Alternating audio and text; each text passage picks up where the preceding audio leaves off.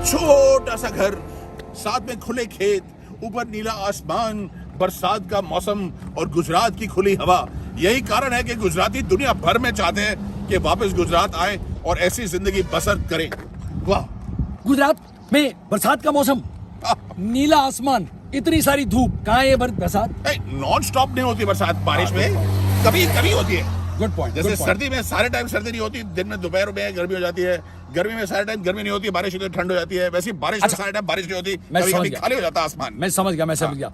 हम जूनागढ़ से निकल के एक ऐसी डेस्टिनेशन जा रहे हैं जहां पे एक बहुत महान व्यक्ति का जन्म हुआ था और वो बिल्कुल उनकी मेमोरी से जुड़ी हुई है। अब आप गेस करिए कहाँ?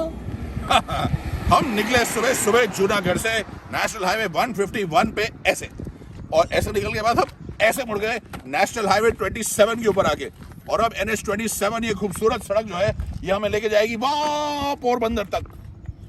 देखा क्या विजन है, क्या विजन है, क्या दूर तक देखता हूं मैं। अब हम वहां जा रहे हैं कि वहां जा रहे हैं? हाँ, भाई वही जा रहे हैं, पोरबंदर जा रहे हैं। हाँ, ओके। तो लेकिन खास बात यह है पोरबंदर की कि गांधी जी का जन्म हुआ था जहां पर, और उन्होंने ये बताया था, एक कहानी मुझे याद है उनकी पिक्चर से, मैं खैर किताबें भी पढ़ता हूँ लेकिन पिक्चर याद रहती है। उन्होंने कहा था कि जो उनके पुजारी थे मंदिर में, वो गीता से, कुरान से, बाइबल से ऐसे पढ़ा करते थे जैसे एक ही किताब हो। तो उनका जो एसेंस था, जो मतलब था इन रिलीजियस किताबों का, वो सब जगह सेम था। तो यही वो पुजारी दिखाना चाहते थे कि धर्म कोई भी हो, जात कोई भी हो, सब सेम है, भगवान एक है, सबको प्यार से रहना चाहिए। तो बहुत अच्छा मैसेज है गांधी जी की। इनफैक्ट सारे मैसेजेस बहुत प्यारे हैं, बहुत अच्छे हैं, अगर उनको आप मिसअंडरस्टैंड करने की जगह अंडरस्टैंड करें तो। लेकिन ये सबके बस की बात नहीं, हमको समझ आ गया, हमारी जिंदगी तृप्त। अब हम जा रहे हैं। चलिए।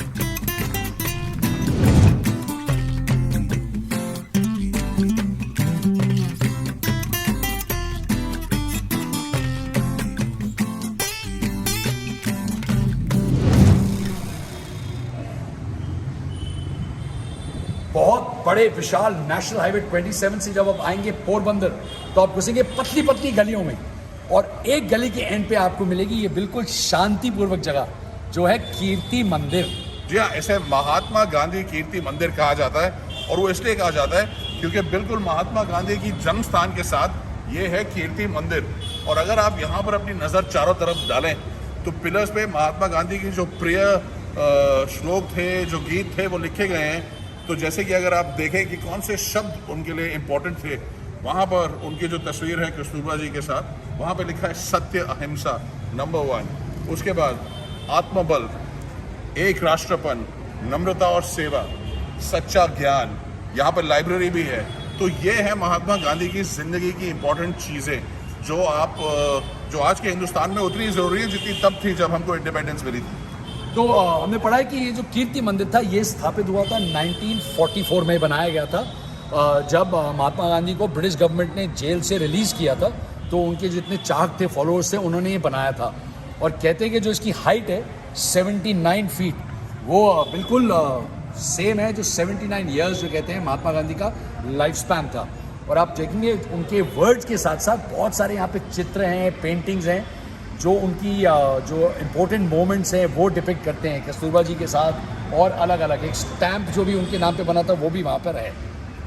जी हाँ, और लाइब्रेरी तो है ही, क्योंकि ज्ञान के बिना तरक्की किसी भी इंसान की, किसी भी देश की नहीं हो सकती। और ये मेरा ज्ञान, एक बड़ी सुंदर चीज़ है यहाँ पे, जो महात्मा गांधी हैं जहाँ भी हैं उनकी आत्मा को बहुत शांति मिलेगी ये देख के कि यहाँ पे उनके मंदिर में, उनके घर में कोई रोक टोक नहीं है, कोई बाब वायर नहीं है, कोई फेंस नहीं है, कोई गार्ड वहाँ पे चिल्ला के नहीं बोल रहा है ये मत करो वो मत करो।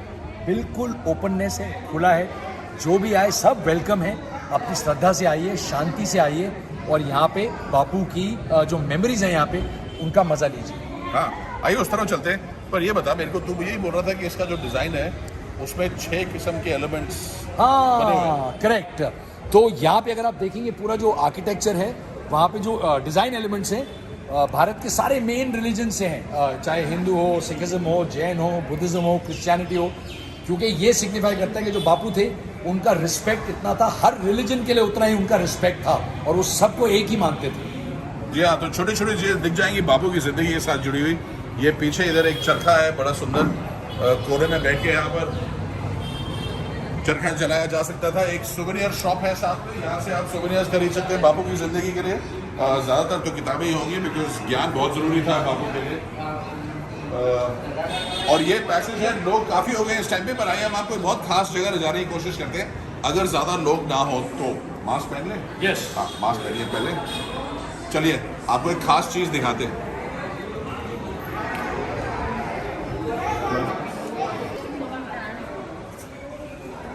अरे आइए आइए, कहाँ रह गए? आइए आइए आइए। इधर इधर इधर, चलिए चलिए आइए। तो ये है वो छोटा सा घर जहाँ बापू का जन्म हुआ था। उनके ग्रैंडफादर ने एक घर खरीदा था। जगह थोड़ी टाइट है, लोग काफी हैं, तो कोशिश करते हैं कि यहीं से आपको एक इम्पोर्टेंट साइट दिखा दें। ये देखिए खिड़की के थ्रू अगर आप देखेंगे तो जहाँ नीचे स्वास्तिक बना हुआ है, वहां पे एग्जैक्टली बापू का जन्म हुआ था, इस पॉइंट पे। तो आज भी देखिए कितने लोग आते हैं यहाँ पे देखने के लिए। आइए आइए।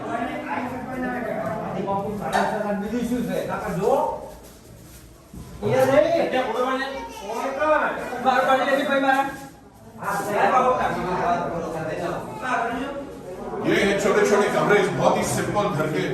तो बिल्कुल एक सादा जीवन, बिल्कुल एक शुरुआत जो है वो यहाँ से हुई, और आज सारी दुनिया बापू का नाम जानती है। ये देखिए बहुत सुंदर बात है कि अभी भी ये जो मंदिर है, जो उनका घर है, अभी भी कितने लोगों के लिए कितना महत्वपूर्ण है ये, कि मतलब चारों तरफ से देश से लोग आते हैं। अभी भी देखो कितना जाम लगा हुआ है यहाँ पे, कि वो आते हैं ताकि वो श्रद्धा से बापू की मेमोरी में वो आके थोड़ा यहाँ घूम सके। जी हाँ, तो बापू ने पहले कहा था कि पहले वो आपको इग्नोर करते हैं, फिर वो आप पे हंसते हैं, फिर वो आपसे लड़ते हैं, और फिर आप जीत जाते हैं। याद रखिएगा।